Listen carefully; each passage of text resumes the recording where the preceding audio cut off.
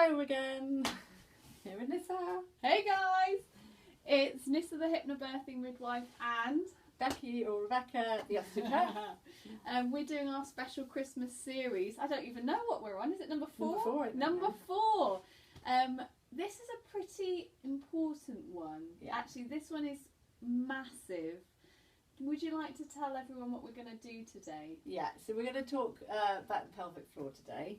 So we already touched on it a little bit in the last video, Yes, but we're going to just go into that in a little bit more detail now. Absolutely. And particularly how perhaps many people they're doing their pelvic floor exercises, particularly after birth, but good to do during pregnancy. Anytime, ladies, all the time.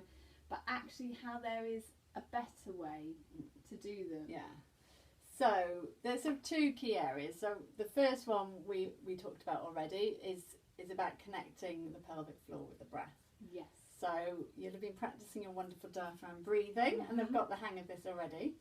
And you can basically, you want to allow the breath to come all the way down to your pelvic floor, and you can start to feel that yourself by you can. It's not very elegant, I'm afraid. But you can grasp your pelvic floor like that and breathe in. So just put your hands. We're going to do it. Your legs. Let's do it. We're not ladies. We're doing it. I've got the pelvic floor. And so you're going to breathe in and see if you can feel the breath there, and breathe out. A little bit. A little bit. A little bit. So, and then you could also sort of come up under your bum there, and again breathe in. So not so much in your chest, but. I've still got some practice so to do, but we're getting the idea is that you want to start to get a strong pelvic floor. The breath can get all the way down there. So you'll breathe in, it'll expand. As you breathe out, it'll come back up. Now you also, for postpartum, it's brilliant to connect that with, this whole tube around here.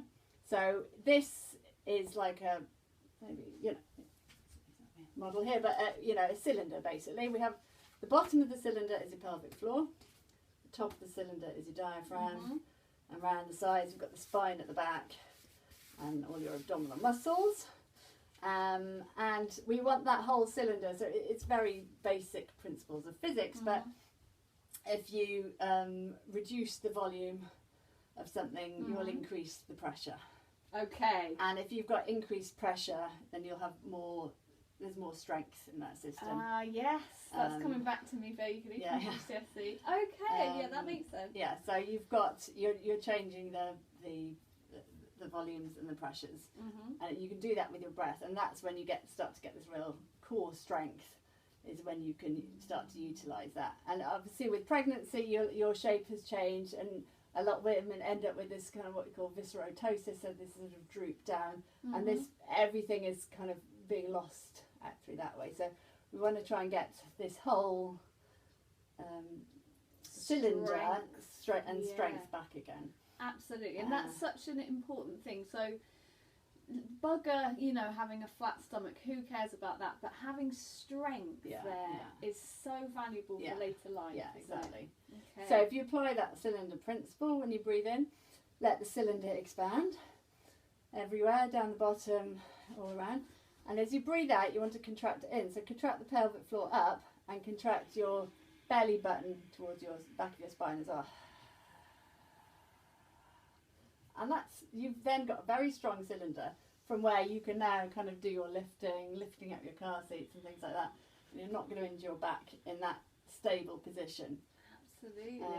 So it's about really pulling in here and here as you breathe out. Yeah, and lifting up the pelvic floor. So that you've got, and lifting. So that whole cylinder works as a unit, not the pelvic floor in isolation. That makes so much sense. Yeah.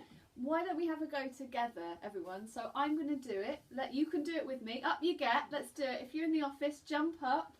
And Becky will talk us through it so that we know what we're doing. Yeah. So, so you're going to breathe in, engaging your diaphragm. So you can use the front and the back of your diaphragm and let everything expand open. Feel it going all the way to your feet, pelvic floor. And as you breathe out, bring everything in. And your belly, set your belly button right in, and lift up your pelvic floor. So you're getting a really nice, strong container there. And then breathe out, let everything go. Lovely breath and breathe. Breathe in, let everything go. Breathe out and contract it all in. Lift. That's very Yeah. different to how Yeah. traditionally the pelvic floor is Yeah. taught. Yeah, but it's not an isolated unit. It has to work in this whole structure. Amazing. And then when you've got quick changes in abdominal pressure, things like coughing and sneezing or jumping and things, you can quickly engage that by contracting everything in instead of letting everything fall out. That way. Absolutely. And it's a slight change to after delivering a baby, you obviously with baby you're pushing out.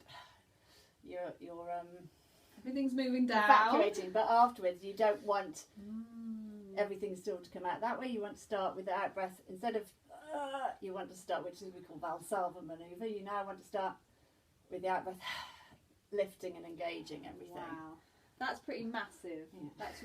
That's a big one, ladies. We've bound it up in a few minutes, but that is actually significant for long-term health, isn't it? Yeah. You can protect your back and all sorts of things by engaging that system. You can help with avoiding continence issues, with prolapse, all those things. You want to get everything lifted, and treatment after delivery I highly recommend. Even if you had a great delivery, just to get things all back in, check in.